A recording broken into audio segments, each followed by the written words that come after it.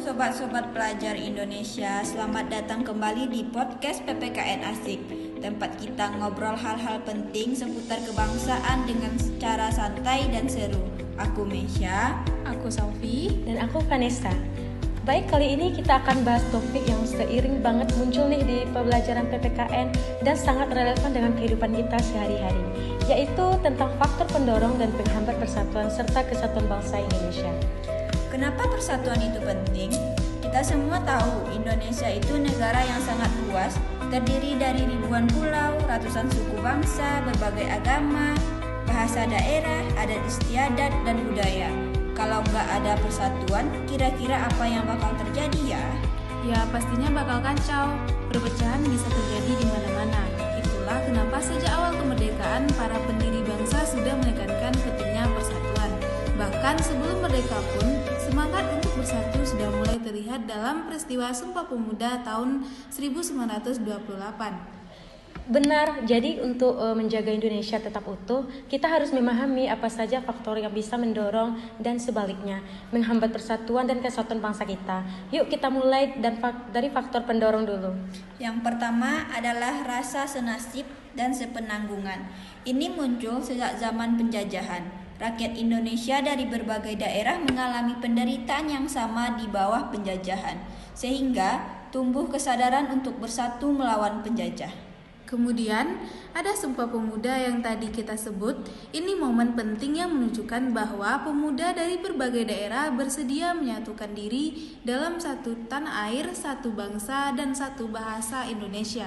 Nah, faktor ketiganya tentu saja Pancasila dan Undang-Undang 1945. Pancasila sebagai dasar negara dan ideologi bangsa mengandung nilai-nilai luhur yang menjadi perekat antar warga negara. Misalnya, sila persatuan Indonesia dan keadilan sosial mendorong kita untuk hidup harmonis dan adil. Jangan lupa juga Bhinneka Tunggal Ika, semboyan yang sangat bermakna.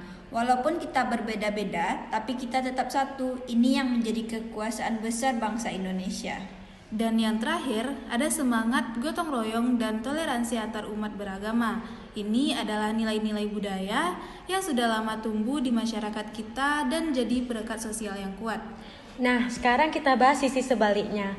Apa saja nih yang bisa menghambat atau bahkan merusak persatuan? Salah satu faktor utamanya adalah etnosentrisme, yaitu sikap merasa suku atau kelompok sendiri lebih baik dari yang lain. Kalau dibiarkan, ini bisa memicu konflik horizontal antar warga. Betul. Lalu ada juga kesenjangan sosial dan ekonomi. Kalau distribusi pembangunan dan kesejahteraan tidak merata, bisa timbul rasa tidak puas, iri, bahkan permusuhan antar daerah. Selain itu, politik identitas juga bisa menjadi masalah. Ketika pemilu misalnya, kadang ada pihak-pihak yang memanfaatkan perbedaan agama, suku, atau ras untuk kepentingan politik. Ini sangat berbahaya dan bisa memecah belah masyarakat. Ada juga pengaruh negatif dari globalisasi, seperti masuknya budaya asing tanpa filter, yang bisa mengerus nilai-nilai budaya asli bangsa dan menyebabkan perpecahan nilai di kalangan generasi muda nantinya. Dan terakhir, kurangnya kesadaran berbangsa dan bernegara, terutama di kalangan generasi muda, banyak yang lebih mementingkan kelompok atau dirinya sendiri daripada kepentingan bangsa. Nah, jadi dari pembahasan kita ini bisa kita simpulkan bahwa menjaga persatuan dan kesatuan itu bukan cuma tugas pemerintah, tetapi tanggung jawab kita bersama sebagai warga negara, termasuk juga kita para pelajar. Mulai dari hal kecil seperti menghargai teman yang berbeda agama atau suku, tidak menyebar hoaks atau ujaran kebencian di media sosial, hingga aktif ikut kegiatan yang membangun semangat kebangsaan. Ya, karena kalau bukan kita yang menjaga Indonesia, siapa lagi? Dan kalau bukan sekarang, kapan lagi?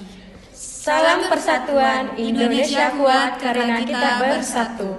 Terima kasih sudah mendengar podcast PPKN Asik. Sampai ketemu di episode selanjutnya. Nggak usah sih, sih?